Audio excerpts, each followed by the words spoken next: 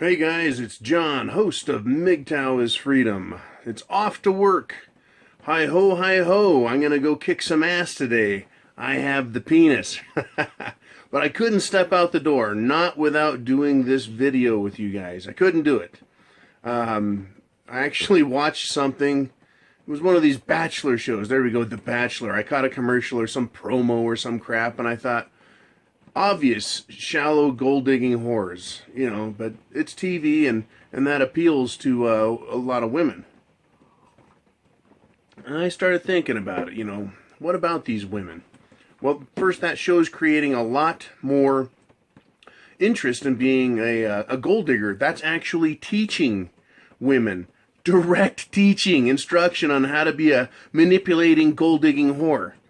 And I can just imagine that when the bachelorette is with the bachelor and she's trying to sell herself and she goes back to do her makeup later and her hair, I bet she's fucking grumbling and pissed off. Right? Oh my God, I can't believe that other girl. She's totally lying and fooling him, and I'm honest, right? What a bunch of horse shit. And that's the drama of gold digging suckitude.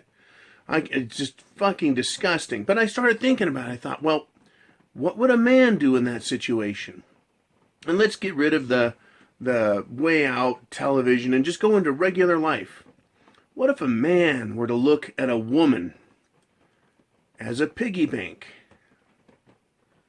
Right? What are women really capable of making? Not as much as men, right? Women even complain about that. They just don't, on average, make anywhere near what men do. So, if a man were to look at a woman who's making $100,000 a year, and he says, if I marry that whore, I'll take half of her money. She's making 100, I'll get 50. Yeah, that's it. Right? And he's like, wait, 50,000, what am I going to do with that? In real life, women don't accumulate wealth. They spend wealth. So she's never going to be worth more than 100. Are you going to waste 10 years of your life for 50,000? Fuck no. Men say, I'm going to go out and make my own money. I'm going to go kick some ass. I'm going to get it done myself. I don't need a woman to make money. Right? I don't need to mooch and be a parasite on that. That's disgusting. It destroys his self-esteem, his sense of worth and value. But what if a man saw a woman making $1 million a year? Right? And I know that's really, really, really, really rare. But now we're talking about an income disparity. The man's here, he's like, yeah, I'm kicking ass. And then he meets this chick. She's making $1 million a year somehow. I don't know what the fuck she's doing, but she's making $1 million a year. And she decides she likes this guy who's only making, 100,000 a year. And he's like, well, in my career, realistically planning, typing things out, looking at it, he's going, I'm never going to be worth $1 million a year. And he says, what I can do is I can marry her, stay with her for 10 years, take half of her shit and make her pay me alimony. And he's like, yeah, got me a sugar mama. Sugar mama. That's exactly what women do. It's exactly what they do. They look at us, men, as a paycheck, because in the real world where you and I live, we make our income. But compared to a woman, it's way up here. And they look at us as a massive source of income that they can never attain, because they don't want to put the effort into it. They quit. They don't work long hours. Right? They don't apply themselves. They're always in drama and fighting and fucking around. Right? They don't take it. They don't have initiative. They're not creative. They always get stuck. But men, we can start high and then ratchet our way up. Right? With dedication, hard work, creativity. So women look at us, literally, as an economic opportunity, a piggy bank. And we're always worth more. Men like to save money. Men like to accumulate real wealth. Men like to invest. We're good at it. That's what we do. That's why civilization has grown. Now, leaving all the negative parts of civilization out, looking at the individual man, we create wealth. That is why women want men. That is why women seek marriage from men. Now, if we drop back to the 1800s, let's go back to the 1700s. Here men are making all this wealth, and then they see this woman coming along, and she's like, I want to marry you, I want to marry you. And he's like, he looks down at her and goes, I'm not wasting my money on you. Right? And so she goes away. He says, I'm making money. If I want a piece of ass, I'm going to go to a whorehouse. But I got to take care of me first and my needs, and I'm not going to give my money away. It's that mentality where he looked down at her, and she looked up, and he said, no way, right? Or no way.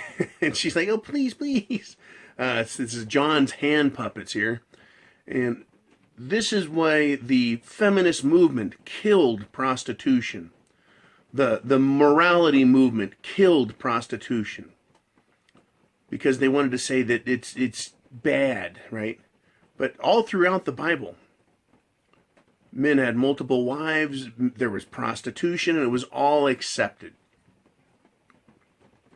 There was a rule against selling your daughter into prostitution. But that's different than your daughter having to go into prostitution all by herself. You just weren't supposed to sell her into it. But selling your daughter to a rich guy to merge your families and through marriage, yeah, that's not prostitution. Okay, so a little sketchy there in the old Bible. But definitely, prostitution's always been around, always accepted, always been good because it's good for the man.